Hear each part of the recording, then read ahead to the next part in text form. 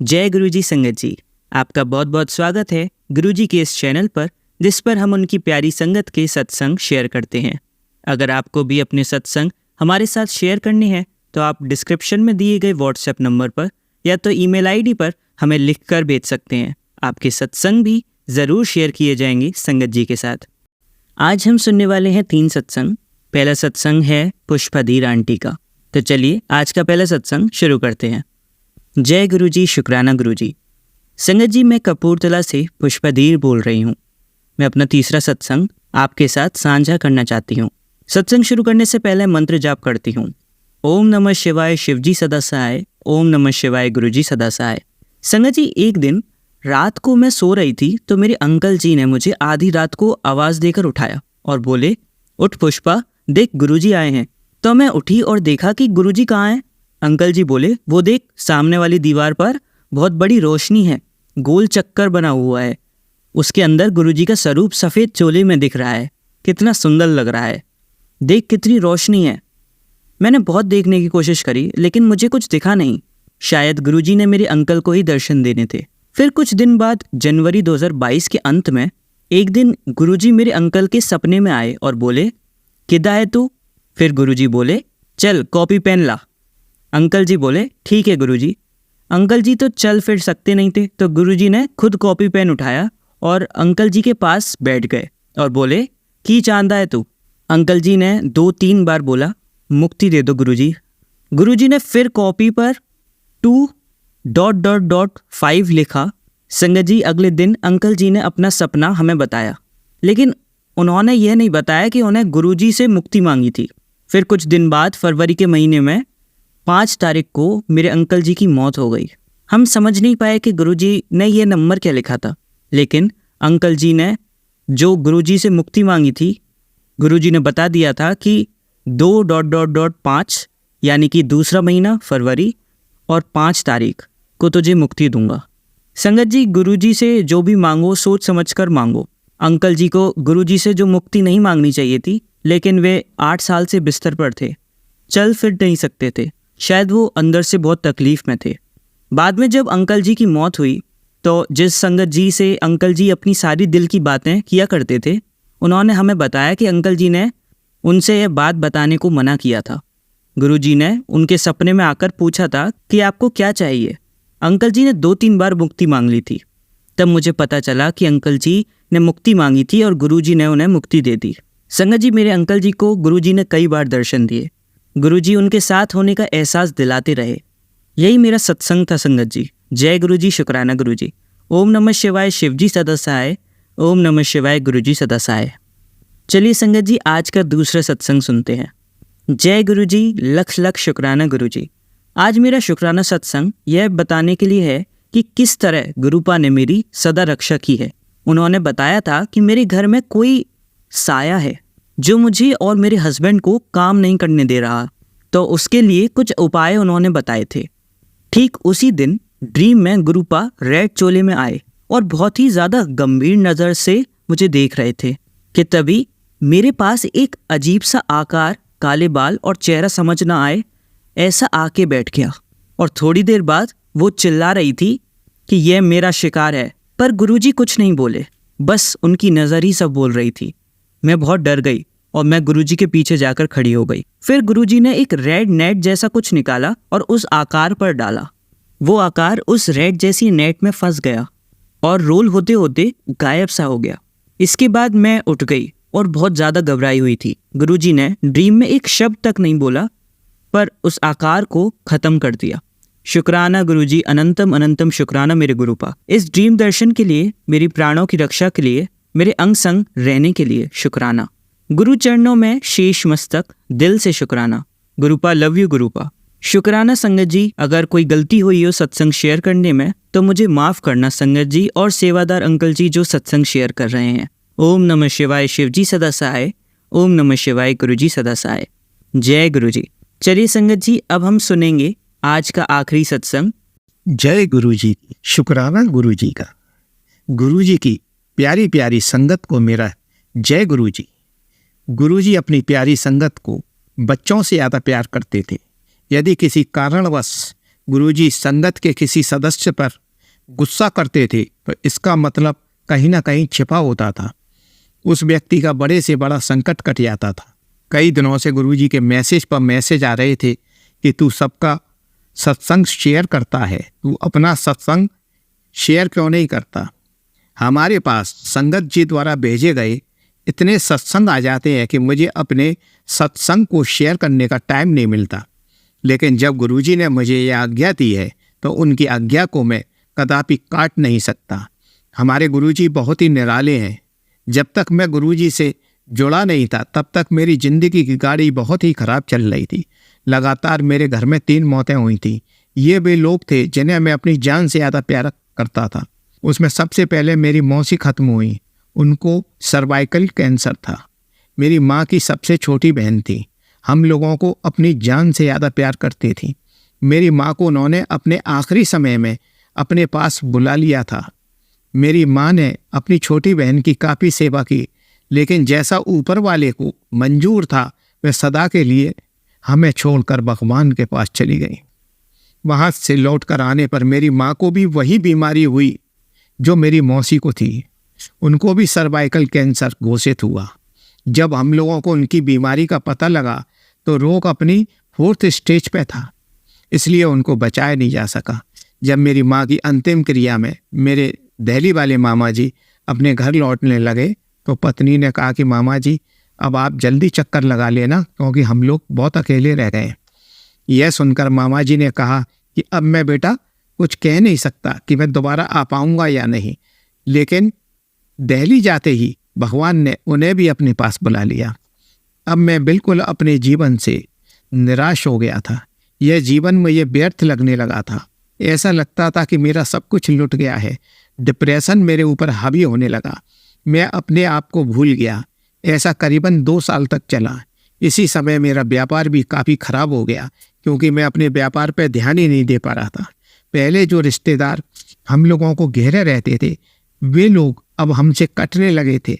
जब मेरा व्यापार सही था तो मैंने कई रिश्तेदारों की मदद की थी, लेकिन वे लोग अब हमसे कट चुके थे। मेरा पूरा परिवार अब बहुत परेशान था। उस समय मैं गुरुजी से जुड़ा नहीं था। मैं संसार में देखता था कि कितने पाखंडी इस दुनिया में अपना वर्चस्व फैला रहे हैं। मेरा किसी साधु सन्यासी में इंटरेस्ट नहीं था।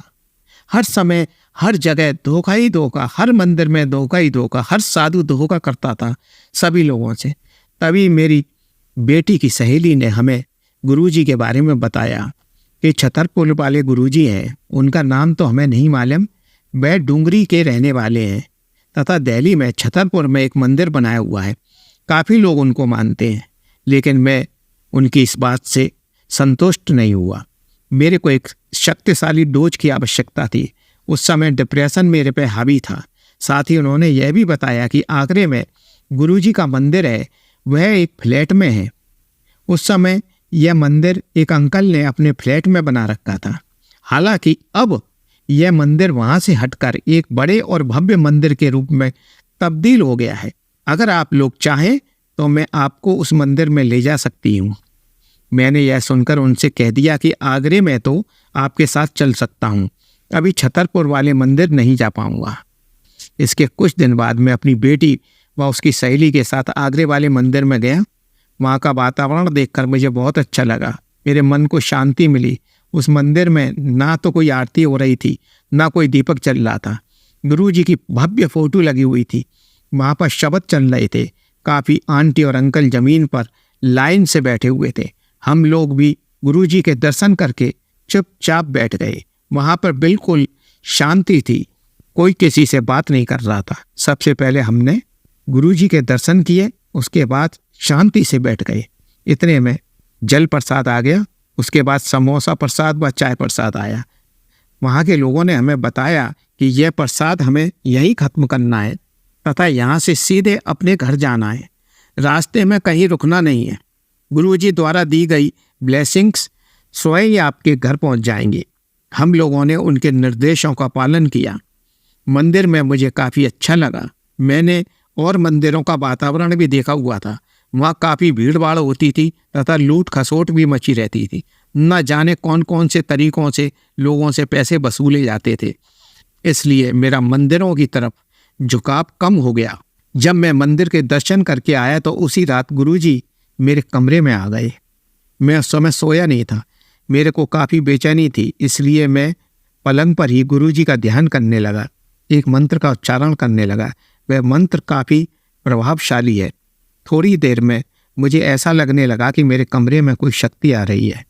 मैं उस समय अपने पूरे होशो-हवास में था तथा सभी बातें महसूस कर रहा था। मैं मंत्र का उच्चारण कर रहा था। अचानक किसी ने मेरे सिर पर अपना हाथ रखा। मुझे काफ़ी डर महसूस हो रहा था और मैंने डर के मारे अपनी आंखें बंद कर ली। रात का वातावरण था, मेरी आंटी सोई हुई थी। वह शक्ति थोड़ी देर वहाँ रुकी और धीरे धीरे वहाँ से चली गई। उस समय मैं समझ गया कि ये अवश्य गुरुजी होंगे। उसके बाद मैं बिस्तर पर लेट गया। पूरे घर में गुलाब के फूलों की खुशबू फैल रही थी। जब सुबह मेरी आँख खुली तो मुझे बड़ी ही ताजगी महसूस हो रही थी। मेरा पूरा घर गुलाब की खुशबू से भर गया। रात में जब गुरुजी आए थे तो उस समय भी ऐसी खुशबू आ रही थी। मेरा मन यह सोच रहा था कि किसी व्यक्ति ने अगरबत्ती जलाई होगी, लेकिन रात के 2 बजे कौन व्यक्ति अगरबत्ती जलाएगा। जब सुबह भी वही खुशबू आ रही थी, तब मैंने जाना कि यह खुशबू तो गुरुजी की है।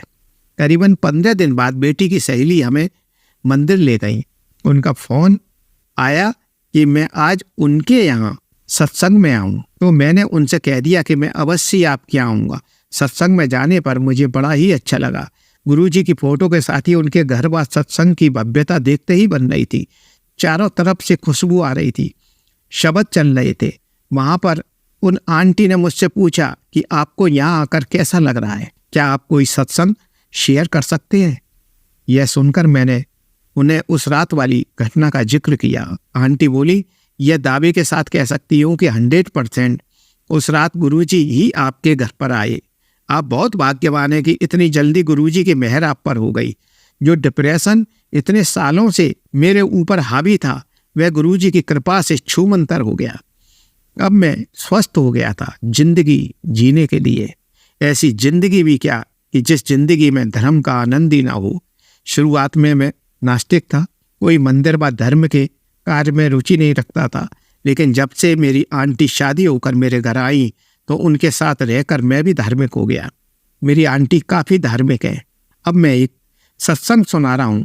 मेरे घर पर एक आम का पेड़ था, वह काफ़ी बड़ा हो गया है। बसंत ऋतु पर उस पर बौर आना शुरू हुआ। उस पर इस बार गुरुजी की दया से काफ़ी मात्रा में बौर आ रहा था। हमारे यहाँ काफ़ी बंदर रहते हैं। मुझे यह डर लगने लगा कि यदि इन बंदरों के समूह ने इन बौरों को तोड़ना शुरू कर दिया तो ये आम बड़े नहीं हो पाएंगे और बेकार हो जाएंगे। तभी मैंने मन ही मन गुरुजी से प्रार्थना की कि आपने इस साल इतना बौर इसमें दिया है, आप कुछ ऐसा कर दीजिए कि ये बंदरों का समूह मेरे घर ना आए जब तक ये आम बड़े हो जाएंगे। यह देखकर दंग रह गया कि एक भी बंदर हमारे घर के पास फटकता नहीं था। काफ़ी दिनों तक उन बंदरों का समूह का पता ही नहीं चला कि किधर गए, लेकिन मैं रोज़ जाकर चेक करता था तो एक आध बंदर भी आ जाता था तो हमारे घर से दूर दूसरे घरों से होकर निकल जाते थे। धीरे धीरे सारे आम बड़े हो गए और गुरुजी की कृपा से हमने उन आमों का अचार भी डलवाया। इससे मैं ये मानता हूँ कि यदि हम सच्चे मन से कोई मुराद गुरुजी से मांगते हैं तो गुरुजी तुरंत उसे पूरी करते हैं। मेरा तो सारा जीवन ही गुरुजी ने बदल दिया। मैं अपने जीवन में गुरुजी का ऋण कभी नहीं उतार सकता। मैं गुरुजी द्वारा दिए गए नियमों का पालन करने की पूरी कोशिश करता हूँ। अगर कोई नियम टूट जाता है तो गुरुजी से माफ़ी मांग लेता हूँ। अब मेरे लिए गुरुजी ही मेरी माता, मेरे पिता, मेरे भाई, मेरे गुरु, मेरे सर्वस्व हैं। मैंने अपना सारा जीवन गुरुजी को सौंप दिया है। जब तक इस संसार में जीऊँगा गुरुजी के साथ जीऊँगा। मेरे को जब भी परेशानी आती और सत्संग बहुत अच्छा है जो मेरे एक दोस्त का है। मेरा एक दोस्त है, अचानक एक दिन किसी शादी को अटेंड करके घर लौटा। रात के समय जब टॉयलेट गया तो उसने देखा कि टॉयलेट के रास्ते से ब्लड निकल रहा था। यह दृश्य देखकर घबरा गया उसने अपनी पत्नी व बेटे को यह समस्या बताई। सुबह होने पर उसका बेटा उसको एक डॉक्टर के पास लेके गया तो उसने कहा कि आपकी किडनी के पास में एक पथरी है और एक क्लॉट है, उसका ऑपरेशन होगा, यह उसी की वजह से परेशानी हो रही है। डॉक्टर की सलाह से संतोष नहीं हुआ। उसने दूसरे डॉक्टर को दिखाया तो उसने भी यही बात बताई और बताया कि करीबन इसमें 40 और 50 लाख रुपए का खर्चा आएगा, आप दिल्ली जा सकते हैं। जब वह काफ़ी परेशान हो गया तो उसने फ़ोन किया और सारी बातें बताई। मैंने ध्यान से उसकी सारी बातें सुनी। मनी मन गुरुजी से अरदास लगाई कि हे गुरुजी, इसको जल्दी से जल्दी सही कर दो। इसकी इतनी हैसियत नहीं है कि ये अपना इलाज करा सके। अगर इसका इलाज नहीं हुआ तो यह मर जाएगा और डॉक्टरों ने उसे केवल 1 महीने का ही समय दिया है कि 1 महीने तक अगर आपका इलाज नहीं हुआ तो ये मर जाएगा। हालांकि उसने मेरे साथ एक ऐसा धोखा किया था जिसमें मेरा लाखों रुपए का नुकसान कर दिया था, लेकिन मैं उसके उस धोखे को भुला चुका हूँ और सोचता हूँ कि जो व्यक्ति जैसा करता है उसको वैसा ही फल मिलता है। हम फल देने वाले कौन होते हैं? उस व्यक्ति ने मुझे व्यापार में इतना धोखा दिया था, उसकी हरकत को मैं तो भूल चुका हूँ। हम सोचते हैं कि जब ऊपर वाला बैठा है तो हम गुस्सा करने वाले कौन होते हैं। उस व्यक्ति को काफ़ी परेशानियां थीं, तभी गुरुजी का मैसेज आया कि उसको ऑल इंडिया मेडिकल ले जाओ। मैं जानता था कि ऑल इंडिया में इलाज कराना कोई सरल नहीं है, वहाँ सालों लग जाते हैं, लेकिन देखते हैं। चलो, उस व्यक्ति की हैसियत नहीं थी कि इलाज करा सके। मैंने सलाह दी कि तुम ऑल इंडिया दिल्ली जाओ। यह सुनकर बोला कि वहाँ तो सालों लगते हैं, यहाँ पर डॉक्टर ने कह दिया कि सिर्फ 1 महीना तुम्हारे पास है। अब मेरा इलाज कैसे होगा? इतना पैसा है नहीं है कि इलाज करा सकूं। मेरी बात मान के वह अपने लड़के के साथ ऑल इंडिया मेडिकल पहुंच गए। वहाँ पर डॉक्टरों ने बताया कि आपको जो बीमारी है उसका इलाज यहाँ पर इतनी जल्दी नहीं हो सकता। खैर, आप लाइन में लग जाओ, देखते हैं। फिर गुरुजी ने ऐसा चमत्कार किया कि उसकी किडनी के पास जो क्लॉट था उसका उपचार भी हो गया तथा जो भी परेशानी थी उसका इलाज हो गया। मेरा दोस्त यह देखकर आश्चर्यचकित रह गया। इतनी लंबी लाइन लगने के बाद भी डॉक्टर का समूह उसके ऑपरेशन को कैसे राजी हो गया? कौन सी शक्ति ने उनको ऑपरेशन करने के लिए बाध्य किया? उसने वहीं से मुझे फ़ोन किया कि आपके गुरुजी के चमत्कार को मैं मान गया हूँ। अब मैं यहाँ से जब ठीक होकर घर वापस लौटूंगा तो सबसे पहले तुम्हारे गुरुजी के मंदिर चलूँगा। मैं उनका यह ऋण जिंदगी में कभी नहीं उतार पाऊँगा। ऐसे चमत्कार हर रोज़ मिलते हैं। हमारे शब्द कम पड़ जाएंगे लेकिन गुरुजी की महिमा का बखान कम नहीं होगा।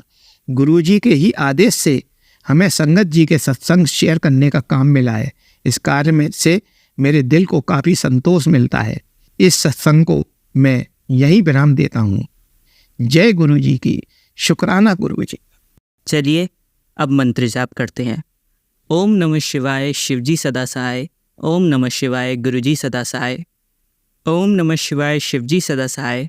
ओम नमः शिवाय गुरुजी सदा सहाय। ओम नमः शिवाय शिवजी सदा सहाय। ओम नमः शिवाय गुरुजी सदा सहाय। धन्यवाद संगत जी, आपका दिन बहुत ही मंगलमय जाए। जय गुरुजी। शुक्राना गुरुजी।